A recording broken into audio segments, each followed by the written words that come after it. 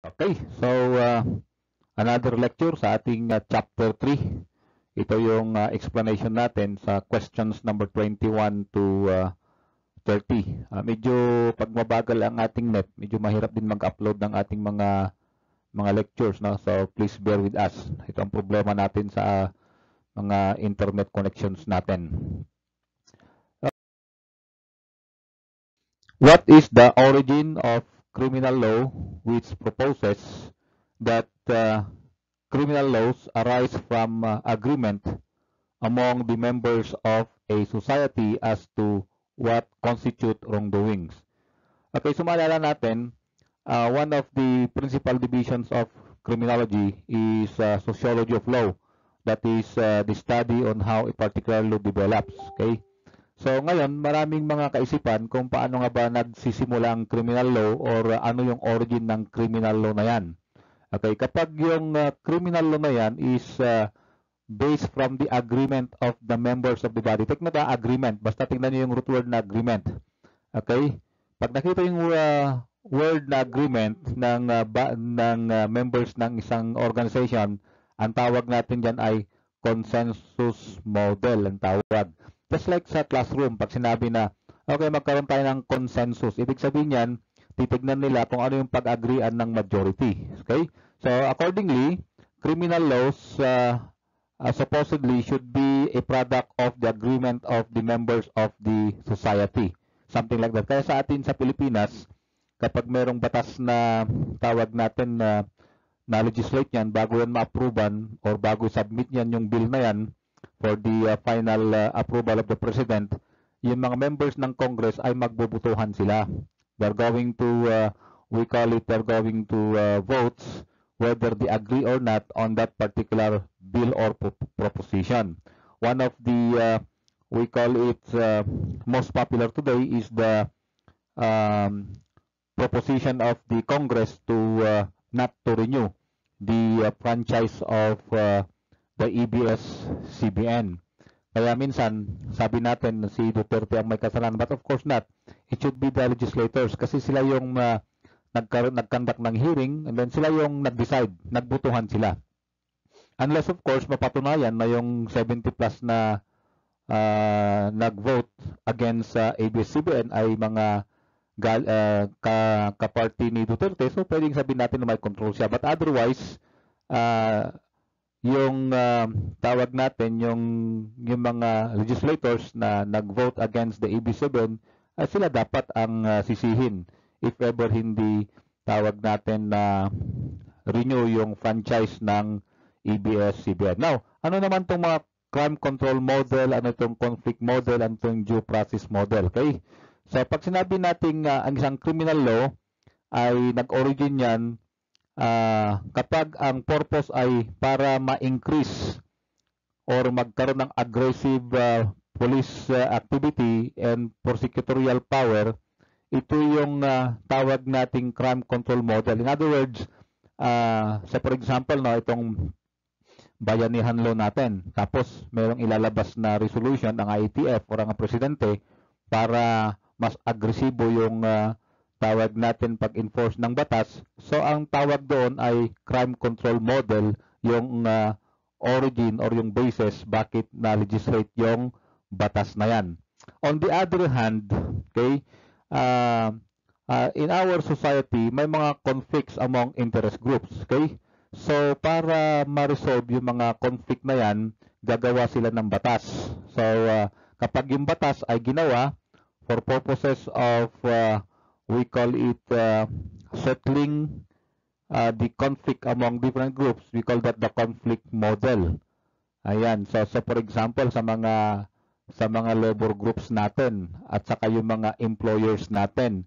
So tulad ng natawag nating end of contract, yung ENDOC natin, ano? Tungkol sa mga contractual employees natin. So kapag may batas na makikreate para ipasa yung ENDOC o yung end of contract agreement or end of contract principle ng ating labor ay kapag mayroong batas to settle that, then yung batas na yan ay nag-origin yan sa conflict model na tinatawag natin. Okay, so ano naman yung due process model? Okay, kapag may mga batas na tinatawag natin, binibigyan ng emphasis yung rights of the accused, okay, at saka yung restrictions ng government, then that particular law originates from the principle of due process na tinatawag natin. Just like, say, for example, yung writ of amparo. Yan. Yung writ of amparo, yan ay na-create, that is to protect the rights of individuals, actually. So, yan tawag dyan, in sociology of law, ang explanation yan, that particular law originates from the due process model na tinatawag natin. Ano naman yung punitive and non-punitive models? Okay? Ito naman ay kapag yung isang batas ay nagawa to emphasize on establishing the accused factual guilt. Okay? So for example, yung mga criminal law natin on evidence, like that, no? Criminal procedure natin, or yung minsan yung mga tawag natin mga batas natin na nag-emphasize yung mga penalties, then the origin of that criminal law is on the punitive and non-punitive model. Again, in criminology, the focus of study is about crime. So how could we say, or when can we say that there is a crime? Or in other words, an act to be considered a crime constitute the following. Meaning, paano natin or kailan natin sasabihin na ang isang act, overt act, ay isa itong crime?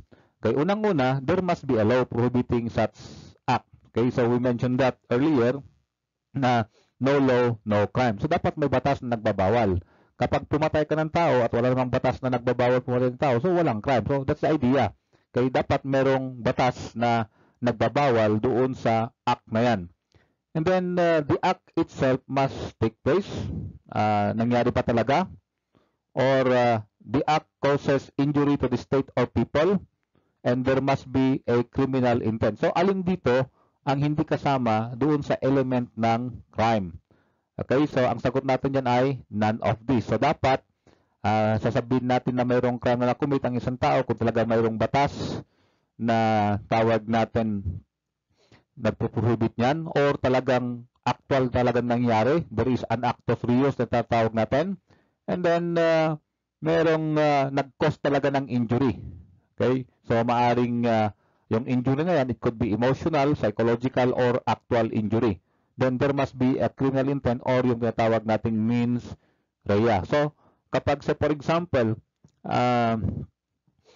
yung merong batas na nagbabawal para pumatay, pero inisip mo lang na patayin and hindi mo pinatay yung tao, no? So walang crime na na-commit. It is an explanation that felonies or crimes are manifestations of the sinful human nature, reflecting either allegiance to the prince of darkness or an expression of divine wrath. Okay, so we are familiar with that. That is the demonological school. Sir, hindi ba pre-classical? Sabi ko nga earlier sa inyo na ang demonological, very clear na in-emphasize niya yung rule ng demon possession or yung rule ng devil. Okay, ang pre-classical kasi, that is a broader school of criminology that includes every aspect of belief, okay, during the time kung saan hindi pa nag-start ang modern period. Okay, so demonological school, yan yung specific na part ng pre-classical na in-emphasize yung rule ni Satan or ng kanya mga demonic angels. Until now, of course, meron pa rin naniniwala sa demonological school. Kaya yung demonological, okay, ay nagsimula yan sa pre-classical. Until now, meron pa rin. Particularly mga church leaders, sometimes, or religion, sometimes they believe, and there are religious denominations who believe that a person's good and bad attitude is either influenced by a good or a bad spirit. So we know already what is classical, that is the emphasis is free will. And in the neoclassical, the emphasis is mitigating circumstances or any circumstances that may inhibit the free practice of free will. found in the positive school, hindi lamang biological yan, in the positive, in-emphasize niya yung application ng science.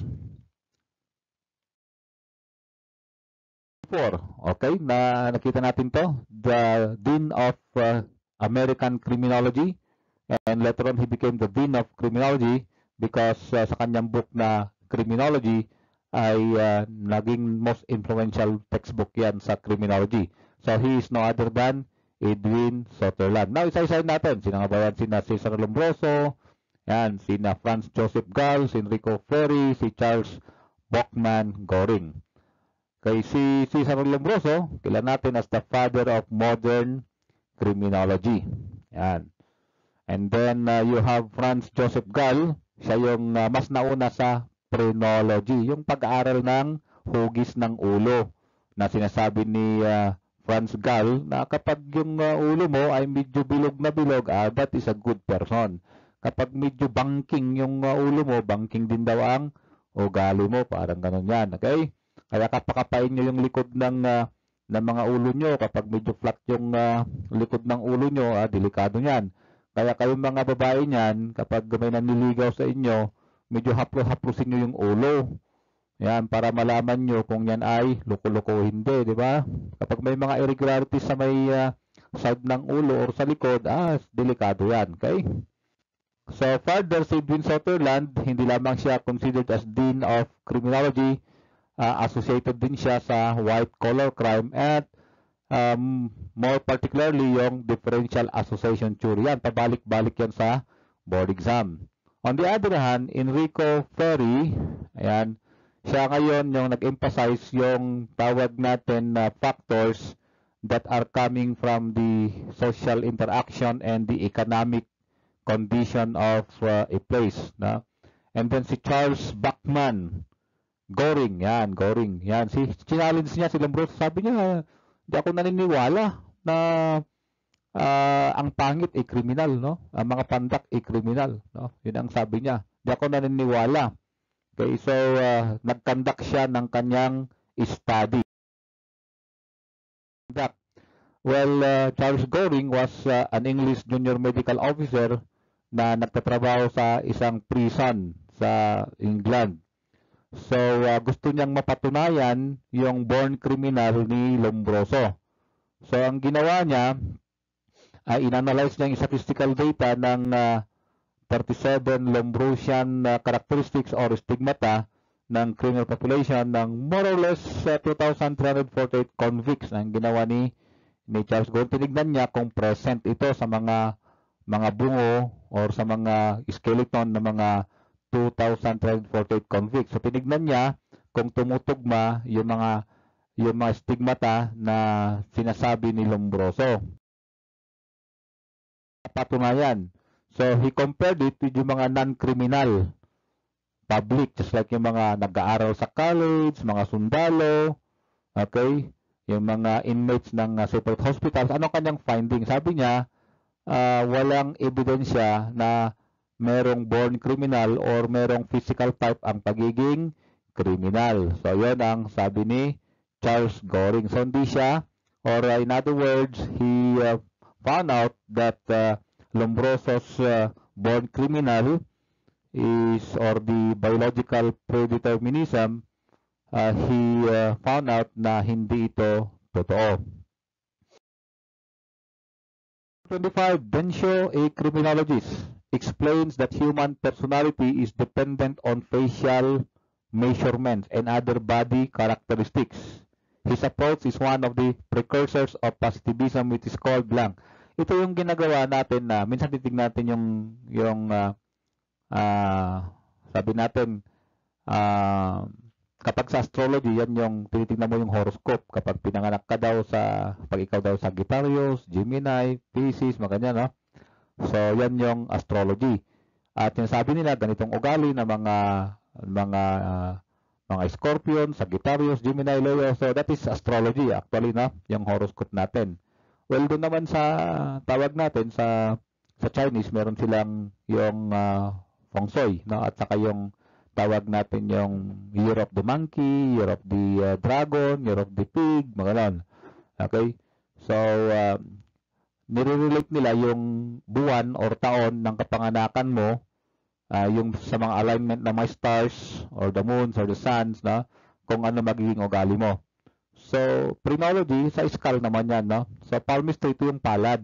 Pag sabing palmistry, yung palad natin, yung, kita nila, yung kamay mo, rapas, magaganon. No? Sa Ilocano, inlayat, indanon. Or sa Tagalog, kapag inamba, talagang aambagin niya yung tao, no? Parang ganon, tutuluyan niya. So, nakikita daw sa palad noon. Tapos yung iba, hinuhulaan yung tawag natin yung palad niya kung ano magiging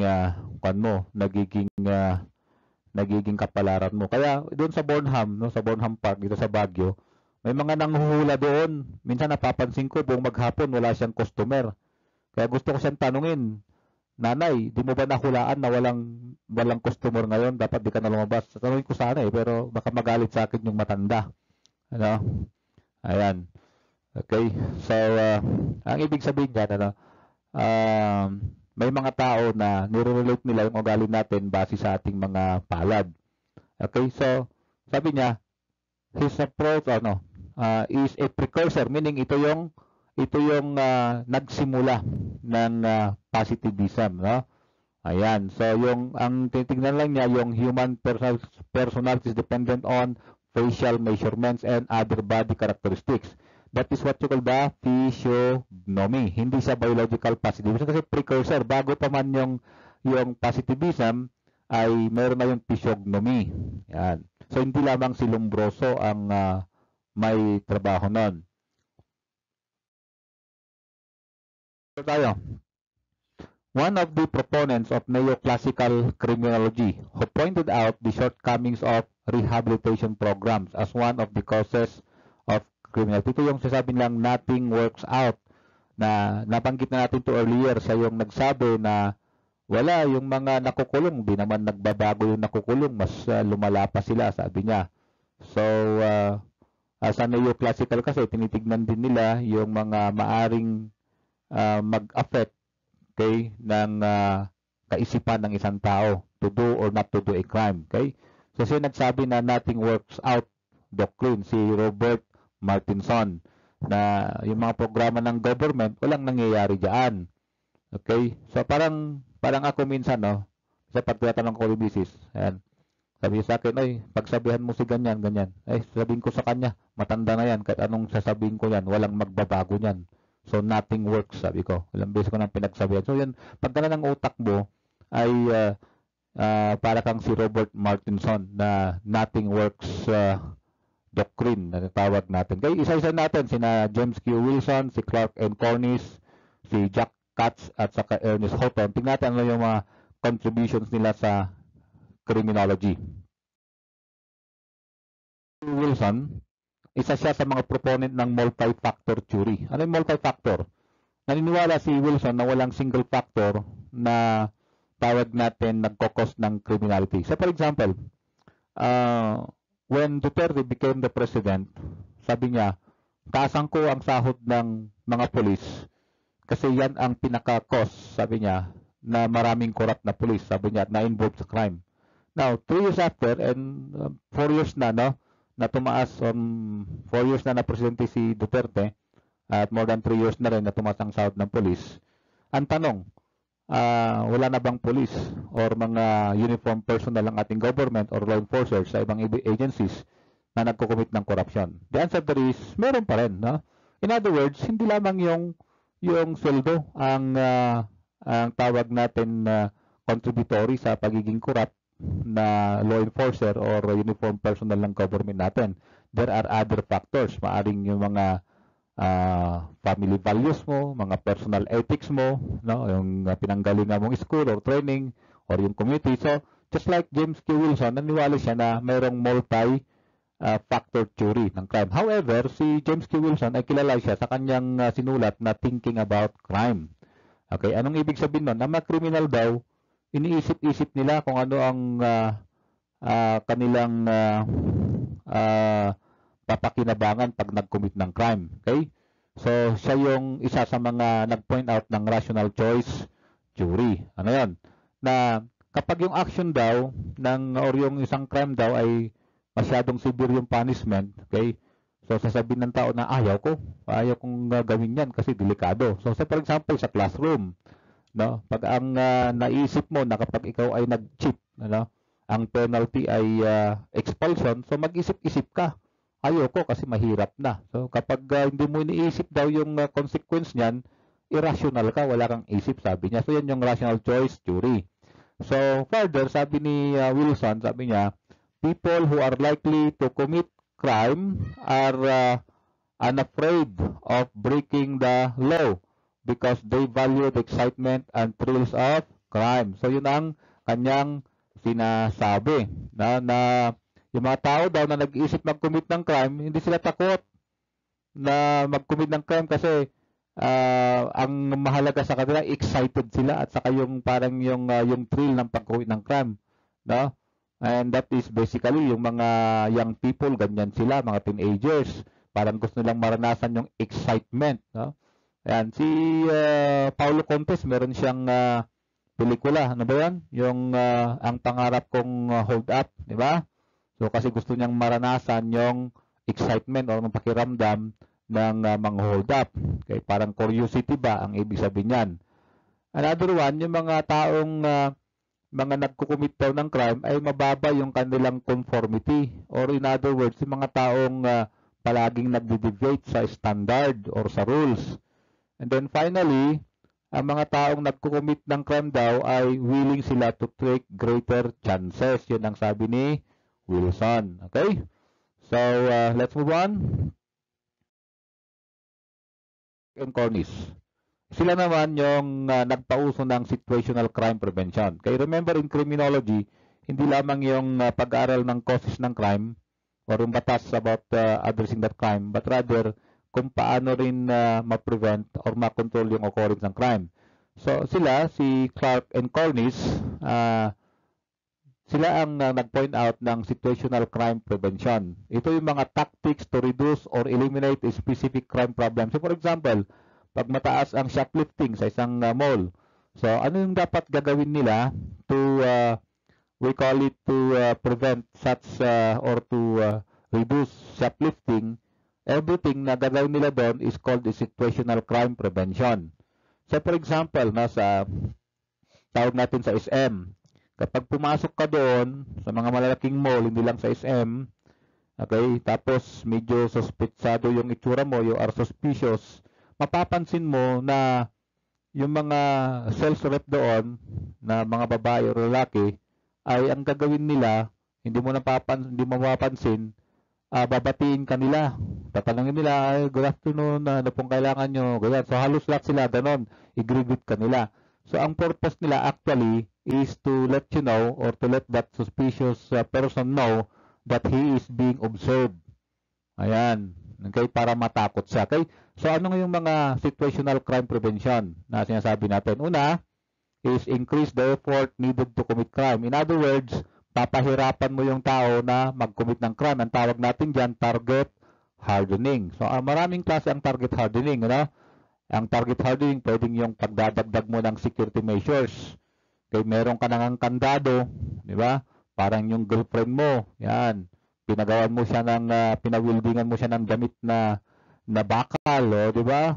Binagyan mo pa siya ng kadena, yun, di ba? Di na maligawan ng iba. Kidding aside, pag sinabi nating target hardening, ito yung mga bagay-bagay na ginagawa, pwedeng physical security, pagdadagdag ng physical security, no? Para matawag natin na mas mahirapan yung would-be criminal to perpetrate. Maisip niya, delikado, mahirap itong pasukin. Masyadong maraming security measures ito. Parang ganon.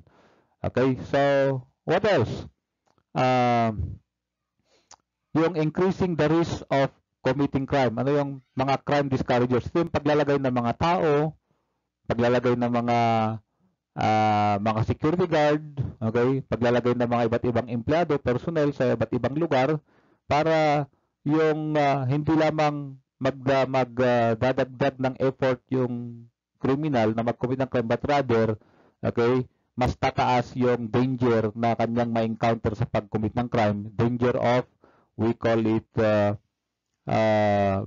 danger of being caught actually.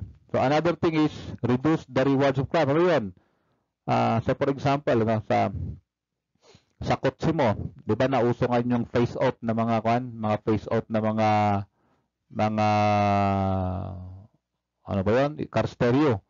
Okay? Yung mga face off na car stereo na 'yan, ang purpose niyan ma-reduce yung reward ng crime. Ibig sabihin niyan, parang pag nakita niya sinilip niya yung bintana, ay wala naman pala yung mukha ng car stereo, di na ako magnanakaw. So parang ganon.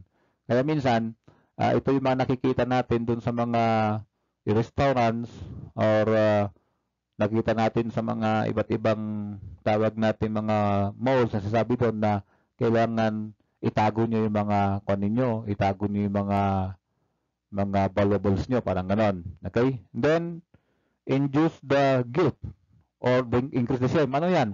Yan yung mga yan yung mga slogans na nakikita natin na ito mga slogans na yung mga nakikita natin na ang durugista ay maganyan. So something like that. Yung mga patalastas or sa mga slogans natin na parang discriminatory sa mga kriminal, parang ganon.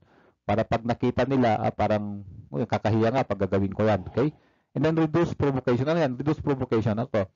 Yung, alam niyo yung isa sa mga crimes na nakukumit kasi yung road rage na tinatawag natin, road rage. So yung mga nag-aaway dun sa kalsada, nagkakainitan. So to reduce that, minamandatory ng LTO na yung mga drivers ay mag-undergo ng anti-road rage seminars or orientation. So para doon, mabawasan yung mga provocation. So yung mga tao, matuto silang mag-control para hindi sila yung mag-provoke ng away, parang ganon. And then remove excuses. Ano yung remove excuses na yan? No? Ibig sabihin yan ay, kumbaga, yung criminal ay makikita niya na tawag natin walang justification bakit niya ginawa yung crime na yan. Okay? So yun ang mga isip ni Clark and Cornish insofar as crime prevention is concerned. Houghton naman. Si Ernest Houghton, sabi niya, ito yung kanyang sinabi, environment plus low-grade human equals crime. In other words, kapag ang isang tao na inferior yung kanyang utak, inferior yung kanyang pag-iisip, inferior yung kanyang galing, tapos ilagay mo pa siya doon sa environment na loko-loko na environment, ang tendency niyan ay siya ay magkukumit ng crime. Okay? So, doon sa kanyang libro in 1939, Crime and the Man, yung kanyang libro, he evaluated 13,873 inmates from 10 states, comparing them along 107 physiological dimensions with 3,203 non-incarcerated individuals who form a control group. Meaning, tinignan niya yung mga physiological dimensions ng mga tao na yan, kinumpare niya sa mga hindi pa nakukulong. Okay? And yung sample niya is 10,953 prison inmates, 2,004 county jail prisoners, 743 criminally insane, 178 defective delinquents, and the like. Anong kanyang conclusion? Napansin niya na yung mga tao na may physiological inferiority, okay, as compared sa general population, ay merong impact yung environment sa mga taong merong physiological inferiority. So, there is an impact of environment upon low-grade human organism.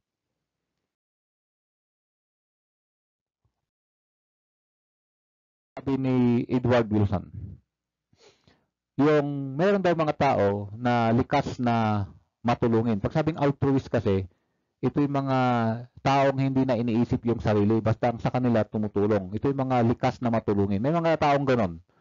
Okay, they are altruist. Sabi na talagang yung pamilya na yan, likas na matulungin, parang ganon. Parang nature na nila na hindi nila iniisip yung kanilang kapakanan, basta sila makatulong.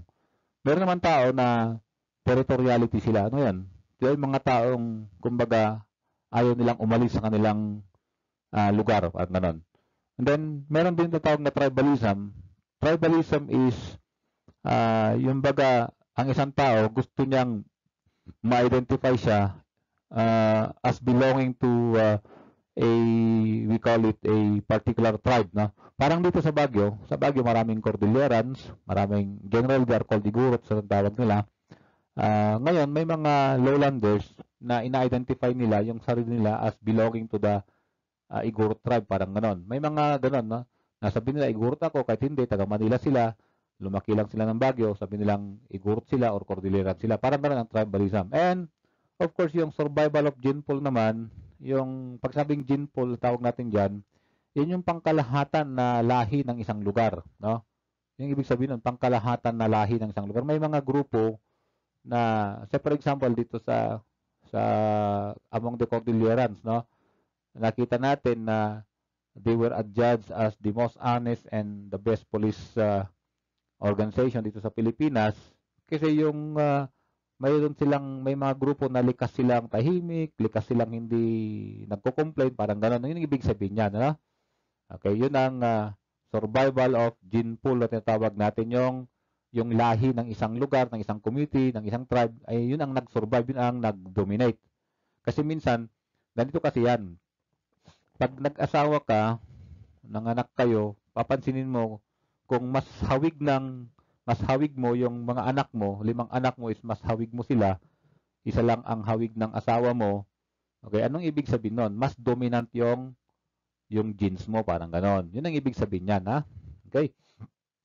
So si Richard Doug, tawag natin Jukes family, di ba? So isa siya sa mga nagsabi na may mga pamilya ng kriminal, kasama si Sir Francis Galton, si Arthur Estabrook, at saka si Henry Goddard. Okay? Si Henry Goddard, doon siya sa Kalikak family, no? So alam natin yung Joke family. Ayan, si Ada Joke, di ba? Okay, imagine yun, 1,200 criminal descendants sa kanyang mga anak, mga apo-apuhan. Okay, 1,200 ang naging criminal. And then later on, nung nag-aral si Stabrook, ni-research niya further yung buhay ni Joke family, meron pang another 715 more na naidagdag na mga criminals, na mga pamilya ni Joke, ni Ada Joke. Okay? Yung Kalikak family, si Martin Kalikak, kasi isang sundalo yan, ano, dalawa yung naging asawa niya, naging babae niya. Okay? Yan. So, ang asawa niya, isang Quakers. Pag sinabing Quakers kasi, ito yung mga Christian religion. Parang, born again religion yan sa Amerika. Ito yung mga tahimik na mga tao yan, mga Quakers. No? Mga born again Christians yan. So, yun na pangasawa niya. No? Yung Quaker na yan. Ano? Ngayon, sa kanyang pagkadestino sa ibang mga lugar din, itong si Martin Kalikak, meron siyang yung mga hostess na mga prostitute, no? Isang tavern girl na tinatawag natin na naanakan niya. Okay? So ngayon, yung naging anak ni Martin Kalikak dun sa isang Christian, isang born again Christian, okay, almost lahat sila ay mga mabubuti, magagaling na mga bata. Yan, yun ang nangyari. Almost lahat sila, no? Magandang kanilang buhay, mga kapu-apuhan niya doon. Pero dun sa kanyang mga descendants dito, sa isang prostitute, marami sa kanila mga feeble-minded. Pag sabing feeble-minded, mga kulang-kulang sa utak, no? Yung mga tinatawag nila mga mentally retarded, mga physically and mentally handicapped people. So, 262 sa kanyang mga kapu-apuhan doon, anak sa mga apo, doon sa prostitute na yon, ang mga feeble-minded. Okay? So, sinasabi ni Henry Goddard na namamana nga yung mga feeble-mindedness. Yan ang sabi niya. Sheldon, on the other hand, ayan, kilala natin yan dun sa body types or the somatotyping. Hindi lamang yon.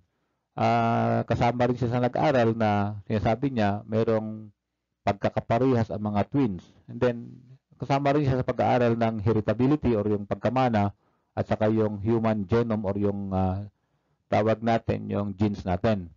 So, So, tignan natin, ito yung malimit na tatanong sa board exam, yung kanyang body type, no? Yung, actually, tatlong titignan natin, pero mayroong ikaapat, no? Yung balance type, okay? Yung una, yung endomorph, yan. So, medyo kalabitin mo yung tiyan mo, kung medyo malaki yan, yan, endomorph ka yan. Okay? Kapag mesomorph yan, medyo maskulado yung katawan mo. Ectomorph, kapag payat ka, no? Yan. Okay, so according to Sheldon, yung mga mesomorph, yung mga maskulado, sila yung mga malakas yung tendency na mag-commit ng crime, ang sabi niyan. So meron din mga balance type, ito yung mga average build, not overweight. Okay, payat siya or hindi naman, or exceedingly muscular, mga balance type. Okay, yan. So according to Sheldon, ito mga mesomorph, ang mga malakas ang tendency na mag-commit ng crime. O ayan, yung mga drawing natin, ano? Ayan. Ayan yung mataba. Igtumop. Tingnan mo na tsura mo dyan kung ano ka dyan. Okay, itong katabi ko na staff natin, kilala nyo si Ma'am Dorian nyo, yan. Endomorph yan. Okay.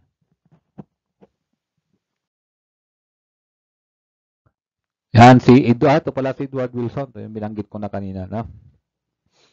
Ayan, okay. So, pinpublish na yung sociobiology. Pag sinasabing sociobiology kasi, ang physical get-up natin ay either marirepress or may increase ng ating society. So, pinpublish niya yung sociology, the new synthesis.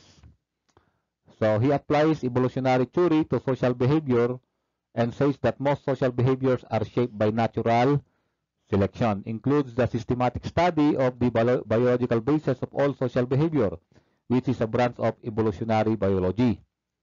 Okay? And particularly of modern population biology na namamana ng mga tao dahil nandun na sa kanilang katawan. So, ito yung sinasabi ko sa inyo kanina na may mga tao na likas na altruist sila. They are selfless or meron silang helping behavior. Meron din yung mga tao na kaya ang attitude behavior nila is resulting from strong feelings of identification with one's own social group. So, yung finally, yung gene pool na tinatawag natin, yan yung total genetic information of all the individuals in a breeding population. Yan ang binabanggit ko, na ano nga ba yung lahi ng mga taong yan, parang ganon. So, pwedeng maging, kapag dominant yung gene pool ninyo, so magkukan yun, magsosurvive yun. Okay. Walls, isa rin siyang proponent ng biosocial criminology. So, sinasabi niya na merong kumbaga, merong connection ang hormones with criminality. Yun ang kanyang theory. So, hormones and criminality. Biological theories explain violent or disruptive and criminal behavior by identifying hormonal influences on human cognition and action. Okay? So, together with Kevin Weaver and John P. Wright, okay, nilabas nila yung evolutionary neuroandrogenic theory. Evolutionary neuroandrogenic theory. Anong sabi nila? Sinasabi nila that the number of sexual partners that men have is associated with criminal involvement, or the greater the number of partners, the higher the likelihood of criminal behavior. So parang sinasabi nila na kapag mas marami raw kang sexual partner, mas matapang ka daw na mag-commit ng crime. So kung titignan naman natin, parang totoo naman, ano? May mga tao na maraming asawa ay mas malakas yung tendency nila na mag-commit ng crime. So mayroong katotohanan naman yan. But of course, that is only a theory. Anong tawag sa theory na yan? Evolutionary neuroandrogenic theory. 28. Which of the following explains crime as a result of group characteristics, impact on criminality, as well as geographical and climatic? No? So tingnan niya, group characteristics, and then the geographical and climatic impacts. So, ano yan? Okay, geographical and climatic impacts. Ano yan, class? Okay, that is what you call the ecological. So take note, pag sinabi natin ecology, it has something to do with the relationship of man with his physical environment, or we call it animals with his physical environment. Parang sa Mississippi River sa tawag natin sa Amerika. Yung mga Chinese na pumunta doon, nagpasok sila ng mga karpa. Oh, masarap ng karpa, malaking isda, mas malaki pa sa tilapia. Ngayon na nangyari, yung karpa na mga yon, nasira yung ecological balance ng river na yan sa Amerika. Bakit nasira? Kasi nangyari, itong mga karpa na ito, may mga kinakain silang mga tawag natin, mga species doon na nagbabalance ng ecology doon. So nasisira yung kumbaga yung natural characteristics ng river na yan. I think it's Mississippi River yata, isang pinakamalaking river sa Amerika. Kaya ngayon makikita nyo yan sa YouTube.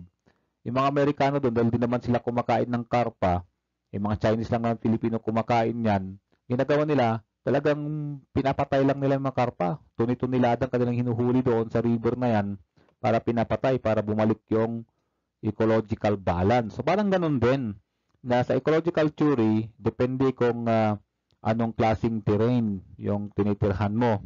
Diba? So for example, sa mga Cordillerans, by the way, pag sinabing igurot kasi, taga-bundok ang tawag doon.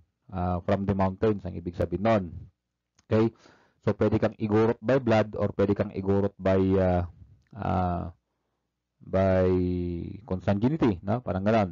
Or igurot by birth, parang gano'n. Okay, so taga-bundok. Ngayon, titignan natin, itong mga Cordillerans, yung marami sa kanila masisipag. Marami sa kanila wala silang vocabulary na mahirap. Bakit? Yung kasing ugali nila, nahasa na yan dun sa hirap ng buhay sa bundok. Okay? So, kailangan nilang mag-create ng mga indigenous means nila para makapag-survive sila. No? Because of that, ganun ang kanilang naging ugali, parang ganun. No? Samantalang sa lowland, dahil relax ang buhay doon, ganyan, so iba rin yung kanilang ugali. Parang ganun ibig sabihin ng ecological theory. However, dito, sinasabi nito, na yung geography at saka climate, merong more or less babaguhin doon sa tawag natin sa ugali ng mga tao. Pwedeng mag-cause ng higher criminality or mag-cause ng lower criminality. So, say for example, summertime, rainy season, di ba? Ganoon. Okay, or pagsabog ng vulkan, like that. Okay, so economic theory, ito yung tawag natin connection ng law of supply and demand. Yung consumption and production. Psychological, it has something to do with yung mga processes ng ating pag-iisip. And sociological, medyo naka-emphasize yan sa ating nangyayari sa ating society, sa organization, sa ating government. And biological, we explained that already tungkol sa mga hereditary. Okay, isa-isahin natin yan, ano?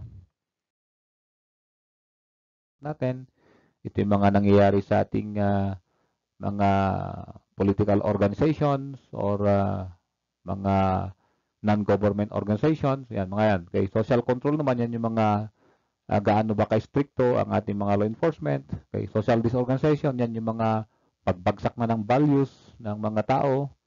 Okay, disorganized na, no? Or yung conflict naman, yan yung mga merong mga existing na mga hindi pagkakaunawaan ng mga different groups sa ating society. Anyway, we will be discussing that later on sa other portion ng ating discussion. Yung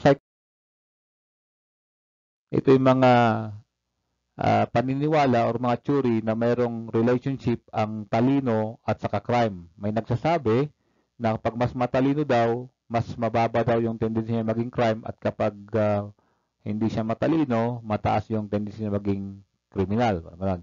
Psychoanalytic naman, patungkol naman yan sa mga frustrations sa buhay, depressions, no? Hindi mo na-overcome, gano'n. And then humanistic, psychological theory, ito naman yung tinitignan niya na ang tao ay likas na mabubuti. So, tignan natin yung explanation. Okay, so intelligence crime, the idea that crime is the product primarily of people of low intelligence has been popular occasionally in the US and even in the Philippines. Na? May mga nagsasabi na, bobo kasi yan, kaya nag-commit ng crime, hindi alam ang ginagawa niya. However, a study conducted in 1931 showed that there is no correlation between intelligence and criminality. So, pwede mo rin gawin yan. Pag criminologist ka, researcher ka, so pwede mong gawin din yan sa atin, sa Pilipinas, no? Tignan mo yung mga IQ na mga nandun sa kulungan, Okay? Kung tignan mo, kung mababang ang IQ ng mga nasa kulungan, then sasabihin mo na mayroong correlation. But otherwise, ay wala. Okay? Si Simon Freud. Si Simon. Hindi yan Sigmund, Simon. That's silent G. So, psychoanalytic theories of crime causation are associated with the work of Simon Freud, who suggested that crime may be a symptom of more deep-seated problems. So, problema na hindi na overcome. Imagine, may reviewee kami, iyak ng iyak. Natanong ko bakit siya nalulungkot. Naalala niyo yung pusa niyang namatay nung elementary sila. Ay, delikado yon, di ba? Imagine, elementary ka pa lang, niiyakan mo pa rin yung pusa mong namatay. Delikado yon, di ba? Hindi mo pa natanggap yung pagkawala ng Alcatel na cellphone mo, di ba? Parang gano'n yun eh. Okay. So, Freud believed that some people with unresolved deep-seated problems are psychopaths. Hindi sila nakaka-move on. Lagi silang nasa EDSA, di ba? Hindi maka-move on. Naging psychopath niyan kasi nga nare-restrain na yung kanilang normal way of life dahil nasa kanilang napakalalim na problema psychologically sa isip nila, maring experience, no? Kaya itong mga psychopaths, nawawala na yung kanilang sense of guilt. Okay? Wala na silang subjective conscience and minsan di nila alam kung tama o mali yung kanilang mga ginagawa. Ayan. Psychoanalytic theory, sabi ni Simon Freud na itong mga psychopaths, nahirapan na silang mag-form ng relationship with other people. No? Paiba-iba yung mga kaibigan nila, karelasyon nila. So they cannot empathize with other people. Pag sabing empathize, hindi nila naintindihan o nararamdaman yung nararamdaman ng ibang tao. Nagiging pusong bato sila, di ba? Pusong bato. Yan. Okay? At minsan nagiging sociopath yan or mga antisocial personalities. Kaya minsan, may mga tao na bakit kaya ganun ang ugali niya, then only to find out na ganito palang kanyang buhay. Maganon yan eh. Nagiging psychopath sila. Principal policy now, implication of psychoanalysis is considering crime as asymptomatic, meaning ito yung manifestation ng napakalalim na problema. So, hindi yung pag-commit niya ng crime ang inyong sasagutin, kundi yung kanyang deep-seated problems. Yon. So, magkaroon ng psychotherapy or counseling para yung mga hindi niya na-overcome na problema, makalimutan na niya, so magbabago yung kanyang pananaw sa buhay, magiging normal yung kanyang pananaw. Yun ang ibig sabihin niyan, psychoanalysis. Ibigay ng mga counseling, hindi yung kanyang crime na na-commit, ang i-address, kundi yung mga reasons na bakit siya naging abnormal yung kanyang behavior. Okay, so to provide psychotherapy or psychoanalysis. Mga psychopaths, no? Medyo superficial yung charm, magaling, matalino yan. Yan. Absence of delusions and other signs of irrational thinking. So, hindi mo papansin, no? Absence of nervousness. So, wala, di na, parang di na nag-alala yan. Pero, but they are unreliable. Minsan, very untruthful sila. Kasi nga, wala silang concept. O, yan, lack of remorse or shame. Di yan nagsisisi sa kanyang ginawa. Hindi nahihiya. Diba? Inadequately motivated antisocial behavior. Diba? Poor judgment and failure to learn by experience. So, wala lang sa kanya yon. Pathologic. Ibig sabihin yan, okay, talagang sagad to the bones na. Yung kanyang pagiging egocentric, meaning sarili lang yung kanyang iniisip. At hindi niya, naging hedonistic na rin yan. Hindi na siya marunong magmahal. Naging pusong bato. Okay, so may mga sa Amerika, marami sa kanila ay nasa poverty. And of course, nawawala na rin yung kanilang pananaw na mabuti sa buhay. Naging happy-go-lucky sila. Dahil nga may problema na hindi na-resolve nung bata pa sila. Unresponsiveness in general interpersonal relationships. So, wala siyang pakialam sa mga kanyang pakikalubilo sa iba't ibang mga tao. Fantastic and uninviting behavior with drink and sometimes without. No? Minsan, parang ito yung taong ayaw mong kasama dahil hindi maintindihan ang galing niya. Okay. And then, sex life, impersonal, trivial, and poorly integrated, meaning, wala sa kanya, hindi siya masyadong interesado niyan. At wala siyang plano sa buhay, no, kung saan siya patungo. kung ano na lang kanyang ginagawa sa buhay, no? Magtatrabaho siya ng ganito, gagawin niya yung ganyan, then later on, magpapalit na naman ng plano. Mga psychopath na yan. Okay, on the other hand, yung humanistic psychological theory, I explained a while back na similar to sa assumption ni Freud, okay, na ang tao ay basically mabuti. Totoo naman yan, nasa Bible yan, na ang tao ay nilalang ng Diyos hango sa kanyang imahe, sa kabutihan, katuwiran, at kabanalan. Ano? So dito sa humanistic psychological theory, sinasabi nun na mabuti ang tao. May mga factors lamang na kasi sa kanyang isipan na nagpasama sa kanya. Parang gano'n. Si Maslow, naniniwala siya na ang tao ay gumagalaw yan, kumikilos niyan, either mabuti o masama, depende sa kanyang level ng need sa buhay. Kaya si Maslow, meron siyang, ang tawag natin yan, sa hierarchy of needs. Anyway, itong mga bagay nito sa psychological kasi, papag-aralan nyo rin yan sa criminal behavior. So, people choose crime because they cannot satisfy their needs legally. So, ito yung kailangan ko ngayon, hindi ko masatisfy. So, parang yung napanood ko sa TV, kagabi lang sa news na yung isang lalaki, ninakawan yung matandang nangangalakal sa ilalim ng hagdan sa Maynila. 68 years old, ninakawan pa rin niya ng kanyang pera. Walang trabaho yung matanda, nangangalakal lang yun, mag-isa lang sa buhay. Taong lansangan yun, tapos ninakawan pa ng lalaki, no? So, nung nahuli yung lalaki, at sabi niya, kailangan daw niya kasi ang pera. So, yun ang kanyang need. So, marami ngayon mga Pilipino na nawalan ng hanap buhay, nawalan ng trabaho, nawalan ng pagkakitaan, negosyo, nagsara, ganyan. May mga nagkukumit ng crime na magnakaw, magkamit ng pera, kasi yun ang level ng kanilang needs for now. Natin. So, why does society oppress many people and why aren't more effective measures taken to greatly reduce that oppression? Because depende sa needs. For example, yung mga tawag natin, yung mga mayayaman, bakit pa rin sila naging kurakot? Kasi nga, meron silang ipakita nila sa tao na sila napakayaman, parang ganon. Hindi nila kailangan actually yung pera, pero gusto lamang nilang pakita sa mga tao na sila ay tawag natin very powerful sila, parang ganon. Meron din dinagdag sa humanistic psychological theory si Halik naman.